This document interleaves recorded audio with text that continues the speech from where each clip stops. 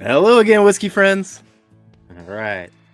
So today we have Rare Character. This is going to be a rye. Let's see if I get that thing to focus. There we go. Rare Character Rye. Now this one's going to be unique. This is Amburana Casks, finished in Amburana Casks. I'm going to get into what that means because that might not even be a term that you're familiar with. But I've never had a rye finished this way. So I am quite excited to jump in. Thanks for joining, everybody.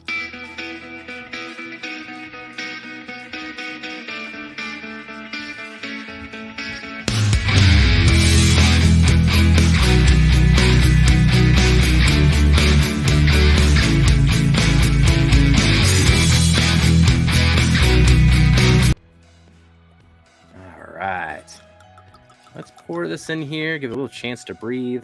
Yeah, that's pretty good. All right. Shout out to Shayla at Whiskey Central. Be sure to check out Whiskey Central after this if you aren't already subscribed over there. Shayla's amazing. Now, with this is going to be an MGP rye. I'm assuming 95.5 rye, though it's harder to assume that these days. But with this one, it was finished in Amburana Casks. I'm going to get that pronunciation down at one of these points. That is a Brazilian wood and has a really interesting spicy flavor to it.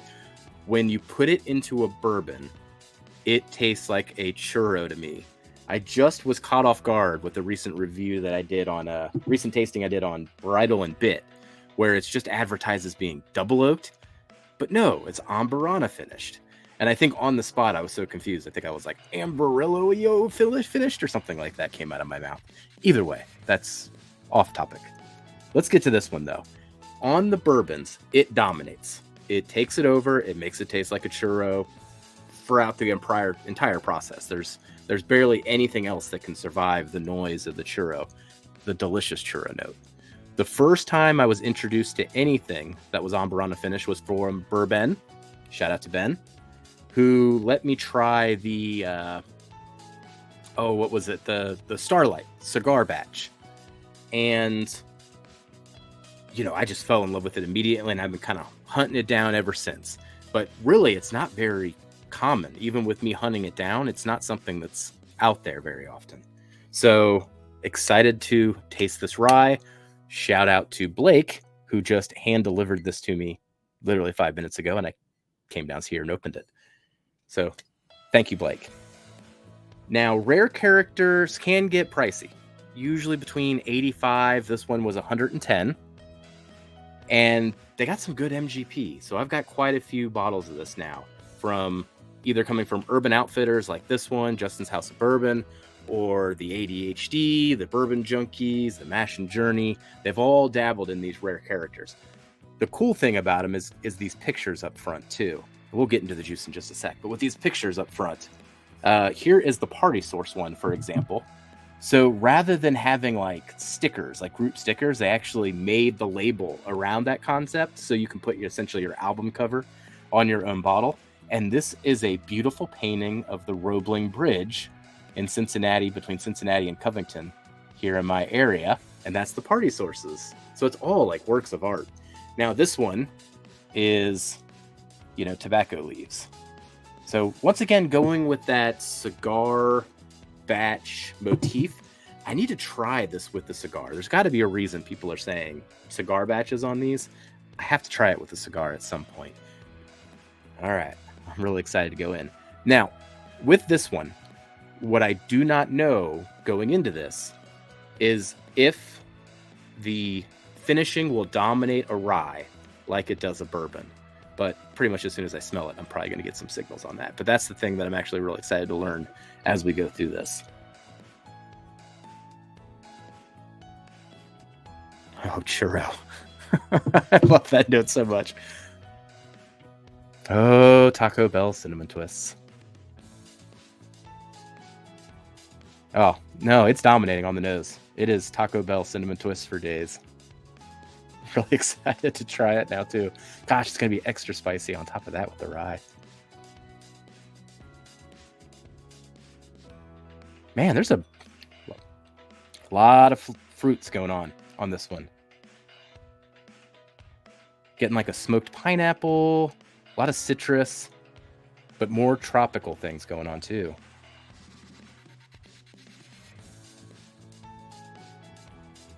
Oh God, I love this smell.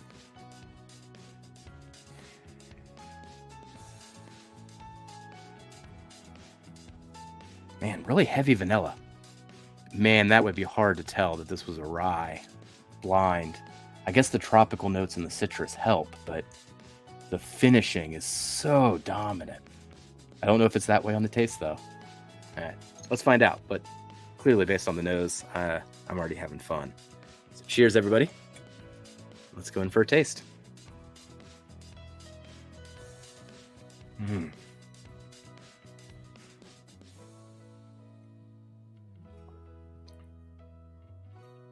Whoa. Whoa. That's good. That was a sensation. Maybe because that was my first drink of the day. Let me get some water. Whew, that was intense. That was intense tingling. I have never had that sensation before. We'll see if it happens again on the second sip. Oh, it was literally a spicy pepper bomb, and it hit the front of my tongue, and then I could feel it move along the sides of my tongue as the other flavors, took over everything else. That was intense. Pretty awesome, too. All right, I'm going to go back in for a taste, and then we'll describe each component here.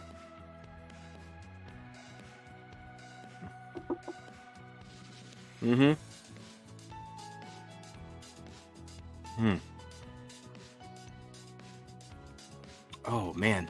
I think it does better on a rye than a bourbon. Oh, man. Whereas the bourbon gets, dominated with that cinnamon churro note, this one has it there, but then there's all types of fruit and flavor explosions going on everywhere else. That tingling sensation happened again. It's got this Pop Rocks thing to it even. Ooh, that's fun. Flavorful immediately up front. I mean, this thing, the moment it hits your mouth, it is going to just unload with the barrage of flavor.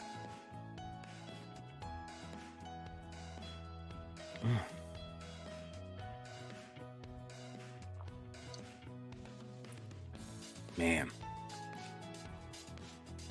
Yeah, so not a straight churro cinnamon twist sensation that I get on the bourbons. This one is more complementary to the ryes. I'm going back to that roasted pineapple note. I got that again mid-palate. I'm getting it again on the finish. It's a really good note. It is super sweet on the finish too. I'm still tasting it right now. I mean, that pineapple was not just roasted. It was covered in a sweet barbecue rub that was heavily leaning into sugar. Whew.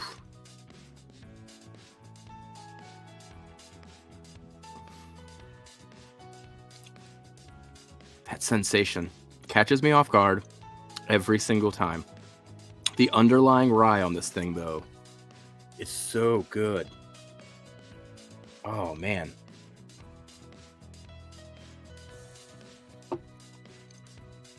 See if there's anything else I want to call out here. I mean, heavy on the vanilla. The rye spice shows up on the finish.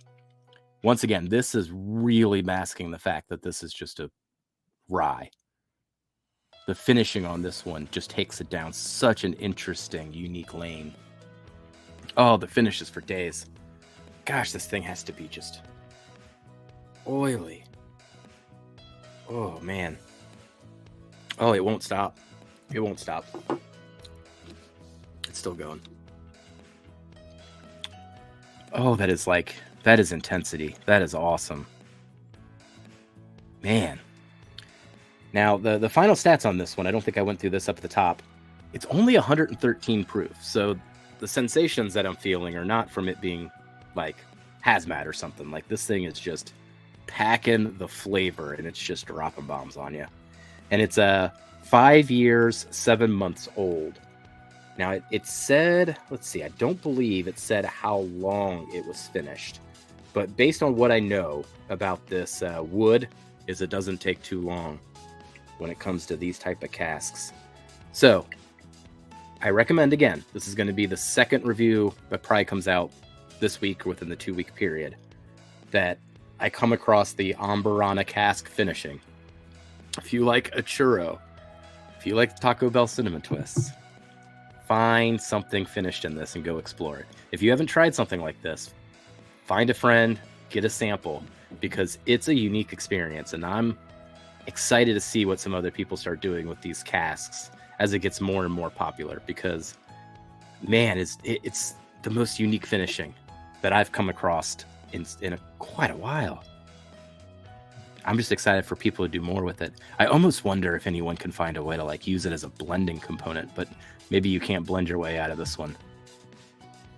Either way, oh, that was awesome. All smiles. So recommend. $110 though. That's a pricey bottle, but that was a good experience. Thank you, Blake. So, everyone, thanks for joining me again on another tasting. I'll see you again next episode. Bye, whiskey friends.